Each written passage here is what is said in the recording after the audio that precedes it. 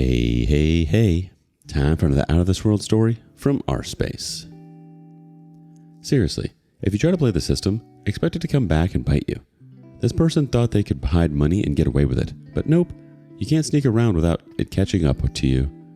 Today on rSpace, you reap what you sow. Wife cheated and tried to hide assets before divorce, so I froze every account and left her penniless. I'm a long-time lurker here, but I never thought I'd be sharing my story here. Throwaway account for obvious reasons. My wife, 29 female, or soon-to-be ex-wife, I guess, and I, 30 male, had been together for a good 8 years. We were married for 5 of them and built a great life together.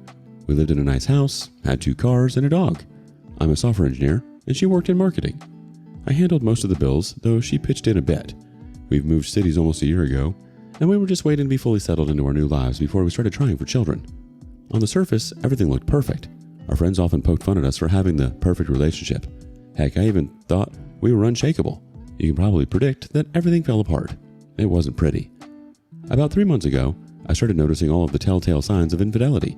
Suddenly she wasn't open anymore, despite the fact that we used to tell each other everything before. And I mean everything. If she got her favorite type of muffin with her lunch, she'd let me know when she got home from work. Now she pretty much ignored me when she got home. There was the phone usage too. She didn't call or put down her phone when I entered the room, and she was always finding some reason to slip away with her phone. There were unexplained absences too. Sometimes she'd come home late from work with some lame excuse about how they needed to work after hours. One day she simply left the house without letting me know. We were home together, and I went upstairs for a bit. When I got back downstairs, she'd just vanished. I called her a dozen times before she finally picked up, and she just told me she'd gone for a drive. She came back almost 2 hours later, and when I asked her where she'd been, she asked if I was her prison warden. I'm not proud of it, but I raised my voice at her that day. I told her that I wasn't forcing her to stay in the house or anything, but I needed to know where she was. I pointed out that I never left the house without letting her know either. It was part of having a transparent marriage. She cried and said I was trying to control her, but I didn't let her tears dissuade me. I just kept insisting that it was important for us to have an idea of where the other was, and I made sure she understood that I wouldn't tolerate that happening again. I knew she'd lied to me though. She hadn't gone for a 2-hour drive to clear her head. For one thing, she didn't even like driving. She wasn't very good at it, and she said it made her anxious sometimes. The story didn't add up. That was the final straw that convinced me that she was having an affair. I wasn't going to sit around and let her keep making a fool out of me, so I decided that I was going to get to the bottom of it and kick her to the curb if I had to. So the next time she got home late from work, I demanded to see her phone. Her reaction told me everything. For a few seconds, her eyes widened in fear. She covered up quickly and did a good job pretending to be angry though. Or maybe she was really angry. Cheaters have a twisted set of morals. She said I always thought the worst of her and started some theatrics. She stormed around the house, slamming doors open and shut as she went. I stayed calm and told her that she'd have no problem handing over her phone if there was nothing wrong. She said it was about more than that. It was about trust. I didn't beat around the bush. I told her that I didn't trust her anymore, and that's why things had come to this. The only way to make things right was to show me her phone. If there was nothing there, then I'd be in the wrong, and she'd get to hold that over me for a good while. If I found evidence of infidelity, then I'd give her a chance to make things right and save our relationship. And if she refused to hand over the phone, then she can consider our marriage over immediately. I lied to her, of course. I wasn't going to give her a second chance. If I saw she'd so much as flirted with another man, then we were over instantly. I just told her that to give her a false sense of security, and it worked. As soon as I said it, she looked at me, and I could tell by her expression that she was contemplating it. I didn't say anything after that. I just stood there and let her talk herself into it. She handed over the phone, but before she released it to me, she asked if I meant it when I said we'd try to make things work. For sure, I said. I was already angry. Hearing that question felt like the final nail in the coffin for our relationship. It was confirmation that she'd been cheating, that I was about to find something in her phone that I really didn't want to see. She walked away and sat on the couch with her knees drawn up to her chest and her head in her hands. She was waiting for the explosion. I really didn't want to go through her phone, but I knew I didn't have a choice. I needed to know. I wasn't going to live a lie with her. I unlocked her phone and went into her messages. There he was, right at the top. Ethan. She'd been with him just a few hours ago. I looked over at her, and I think she could see the disgust on my face because she broke down and started sobbing. She started telling me that it didn't mean anything, and it had only been going on for 2 months. I told her to shut up and kept reading. There wasn't a whole lot to go through. They mostly chatted in the evenings, and I was pretty sure she'd deleted most of the older messages. but she hadn't had a chance to get rid of the messages from that day, and they told me enough to get an idea of their relationship. From what I gathered, she worked with the guy. They worked in different departments, but sometimes they needed to work together. She went over to his place after work, and they slept together. Then she came home and lied to my face about needing to work late. She was watching me closely the whole time, trying to figure out my reaction. I didn't say anything for a while. I went through the messages several times and then texted them to myself. When I was done, I handed her phone back to her and walked to the bedroom. She followed behind me and asked me to say something, so I told her to pack her stuff and get out. She stepped back like I'd slapped her. She started whining that I'd promised that we'd try to work things out. She gave me all the classics, like how the affair had been meaningless to her and she was about to break things off with him. I told her none of that mattered. She'd already done the damage. She got angry again. She called me a liar and accused me of manipulating her. I wasn't going to give her a chance to flip anything on me. I pointed out that she'd lied first. She'd lied and cheated on me. Anything that happened to our relationship was completely on her. She said I was throwing away 5 years of marriage without even trying to fix it. Something about that triggered me. I felt like she was trying to pin the blame for her actions on me. I told her that it wasn't my responsibility to fix what she broke. I didn't know whether she cheated because she felt bored or neglected or whatever, but she'd chosen to sleep with someone else rather than deal with the problem. It was all on her, and I wouldn't let her say otherwise. We went back and forth like that for a while. I won't bore you with everything. Long story short, she packed her stuff and went to stay with her cousin. I meant it when I said I would end things immediately. I called a lawyer first thing in the morning. I went over to meet with him, and I got started on making our divorce official. I'll call my wife to let her know that I was working on a divorce, and she's been blowing up my phone ever since. Her cousin even called me to tell me that she's been crying nonstop and asked me to talk things through with her first. I told her that the last time we'd talked, she spent half the time making excuses and the other half trying to blame it on me. I can't wait to have her officially out of my life. Spare me the "I swear I'll change" routine. Have I had $1 every time I heard that? You're better off without the drama. Stay strong, OP. Update. In my last post, I said I couldn't wait until she was officially out of my life. Well, the day has finally come, but there was a hell of a journey to get here. It turns out that my ex-wife couldn't be trusted in more ways than one.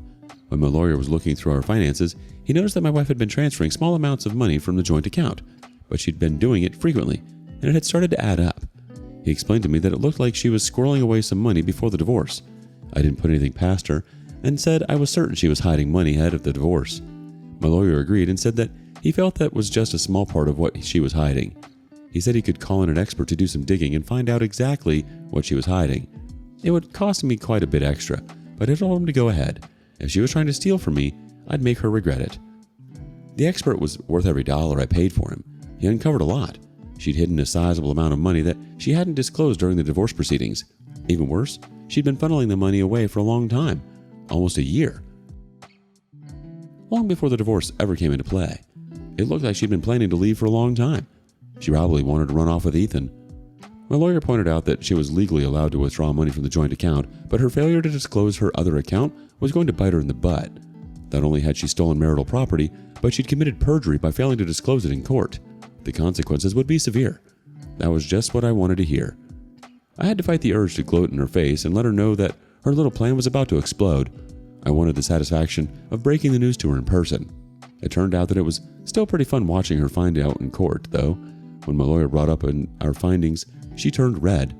Every single person in the room turned to look at her, and her lawyer stared at her in disbelief.